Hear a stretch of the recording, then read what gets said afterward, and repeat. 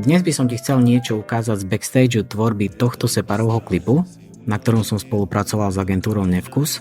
Je k tomu ešte jedno také dlhšie video, v ktorom môžeš vidieť všetky štádia, v podstate aj natáčanie, kulisy a tak ďalej. Ja sa pozriem len na tú časť postprodukcie, konkrétne na túto scénu. Úlohou bolo dopracovať tú scénu tak, aby vyzerala, že je točená v exteriéri.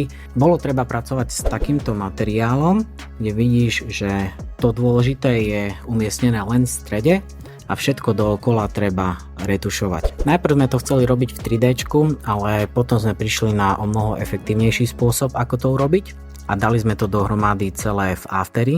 To ale nebola jediná vec, ktorú tam trebalo vyriešiť, pretože okrem tohto v podstate hlavného zadania, tak sme časom prišli aj na to, že tento krkavec, ktorý tam mal pôsobiť tak divoko, mal nešťastnou náhodou na nohe tento krúžok, ktorý tam logicky nesmie byť. Celkom vtipné je, že sme na to prišli asi len tak pár dní pred odovzdaním, takže tie úpravy boli nutné v celkom rýchlom tempe, ale zvládli sme to. Tak sa poďme pozrieť na to, akým spôsobom sme z tejto scény urobili toto.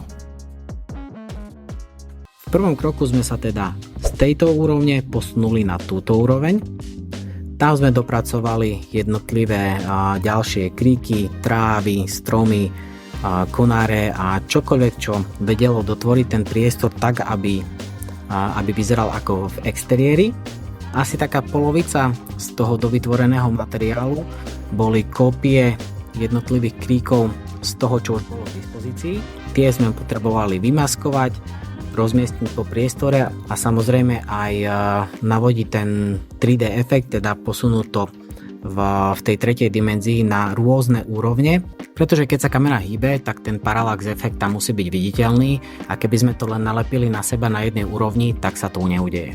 Potrebovali sme tomu dať tú hĺbku, teda muselo byť jasné, že sú tam aj nejaké elementy v popredí a sú tam aj nejaké elementy v pozadí. Tie nakopírované časti sme ešte trochu popredkávali aj nejakými inými asetmi, ktoré sme mali k dispozícii a tak sme teda urobili prvú časť úprav.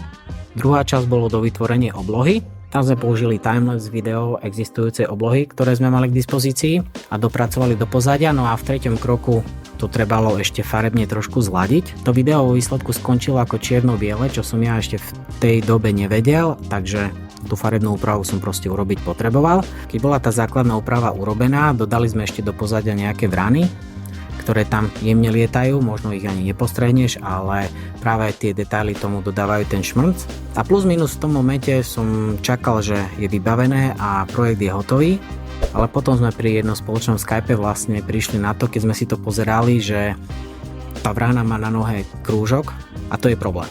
Takže som sa vrátil k úpravám a ten krúžok sme dali preč dvoma základnými spôsobmi. Tam, kde to stačilo, tak sa to falošne prekrylo len nejakým konárom, ktorý bol v popredí a ktorý zhodou okolností sa hýbal práve tam, kde bol ten krúžok.